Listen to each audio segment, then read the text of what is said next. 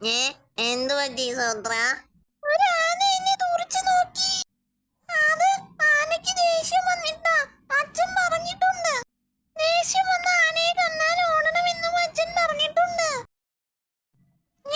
ശീലു, നീ എങ്ങോട്ടാ ഓടുന്നത്?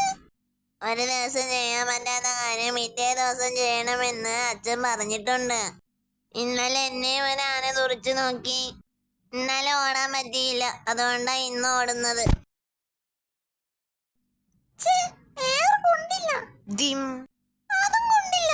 ദും. ഒന്നും തീരെ ഇല്ലല്ലോ. എന്നാ പിന്നെ ചേട്ടൻ നിന്നെ എറിഞ്ഞു വീഴ്ത്തി കാണിക്കേ. സൂത്രൻ എറിഞ്ഞു വീഴ്ത്തു നല്ല ഉന്നമോ? ഉണ്ടാതിരിക്കണോ? അത് സൂത്രന് നല്ല ഉന്നമാണെന്ന കാര്യം ആരോടും ഉണ്ടരുത്. ഉന്നമുണ്ടെങ്കിൽ പഴം എറിഞ്ഞു വീഴ്ത്തി കാണിക്കേ ചേട്ടാ. കാണിക്കാം, പക്ഷെ അരമണിക്കൂർ കഴിഞ്ഞ്.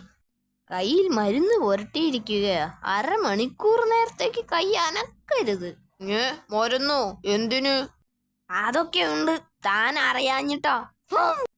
അരമണിക്കൂർ കഴിഞ്ഞ് നിങ്ങൾ ഇവിടെ വാ, ഞാൻ പഴം എറിഞ്ഞു വീഴ്ത്തി കാണിക്കാം. എടോണ്ടച്ചാരെ, മരുന്നിന്റെ കാര്യം ചുമ്മാ പറഞ്ഞതാ, അവരെ ഒഴിവാക്കാൻ. അരമണിക്കൂർ വേറെ പ്രാക്ടീസ് ചെയ്യാനാ അല്ലേ? പ്രാക്ടീസോ? അതൊന്നുമല്ല. അരമണിക്കൂർ കൊണ്ട് താൻ കുറെ പഴം പറിക്കണം.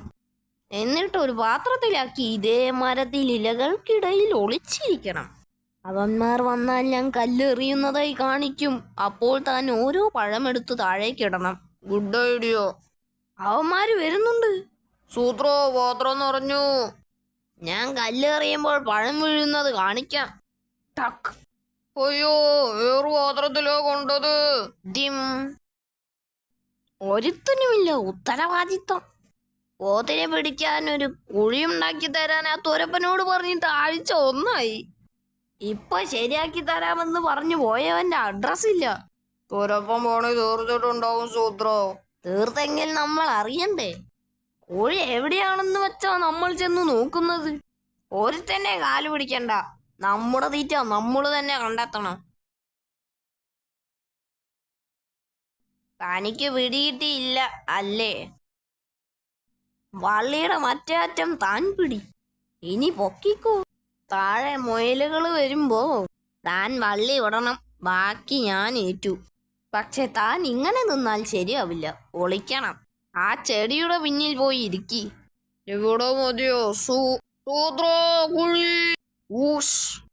അല്ല, ഇവിടെ ഇരിപ്പാണോ? കുഴി നേർത്തിട്ട് ഞാൻ എവിടെയൊക്കെ അന്വേഷിച്ചു.